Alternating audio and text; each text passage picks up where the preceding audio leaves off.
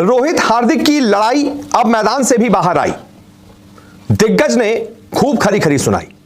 Team India का एक दिग्गज है जिसने हार्दिक और रोहित की जो कप्तानी वाली लड़ाई है, और उसके बाद हमने देखा कि किस तरीके से पहले मैच में ही हार्दिक पांड्या बू कर दिए गए। फिर हार्दिक पांड्या ने रोहित शर्मा का एक तरीके से अपमान किया। जो रोहित शर्मा लगातार 30 यार्ड के अंदर लगते थे बीते कई सालों से, उनको बाउंड्री भेज दिया। रोहित शर्मा खुद शॉक्ड हो गए, बहुत इस पर मीम्स बने, बहुत सारे कमेंट्स हुए, और इन सब के बीच, इस सब विवाद के बीच, अब टीम इंडिया के दिग्गज ने भी इस पूरे कप्तानी विवाद पर अपनी बात रखी है। इस दिग्गज का नाम है नवजोत सिंह सिद्धू।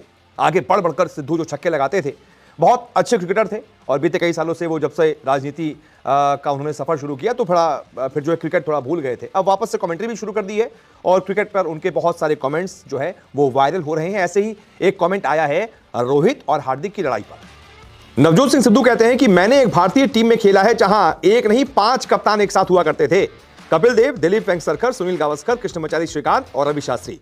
एक कीट उठाओ और तुम्हें इसके ऊपर और नीचे दोनों जगह एक कप्तान मिलेगा। वहां कोई मुद्दा ही नहीं था, क्योंकि वो अपने देश के लिए खेल रहे थे। उन्हें देश से मोटिवेशन मिलता था।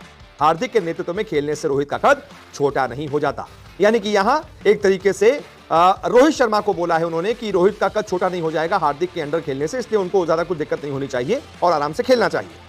फिर इसके आगे सिद्धू कहते हैं कि धोनी पहले ही कप्तानी पास कर चुके हैं, यानी कि ऋतुराज को दे चुके हैं, और यहां मुंबई इंडियंस में भी ऐसा हो सकता था।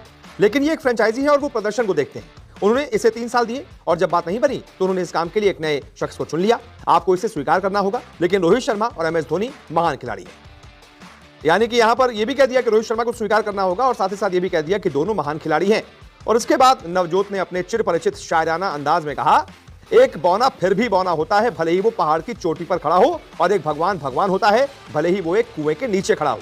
नवजोत ने कहा कि सोना तो सोना होता है, जो जौहरी की मार खाकर भी किसी के गले का हार बनता है। यानी कि यहां पर वो ये कह रहे हैं कि चाहे कोई पहाड़ की चोटी पर ही क्यों ना पहुंच जाए, लेकिन अगर बौना है तो बौना ही रहेगा, और भगवान है तो भगवान रहेगा, चाहे वो कुएं के नीचे ही क्यों ना हो। यानी कि यहां पर नवजोत सिंह सिद्धू ये कह रहे हैं कि जो आपकी शख्सियत है वो वैसी रहेगी। रोहित शर्मा अगर बहुत बड़े कद के हैं तो उनका कद बड़ा ही रहेगा, छोटा नहीं हो जाएगा, और उनको छोटा करना भी नहीं चाहिए।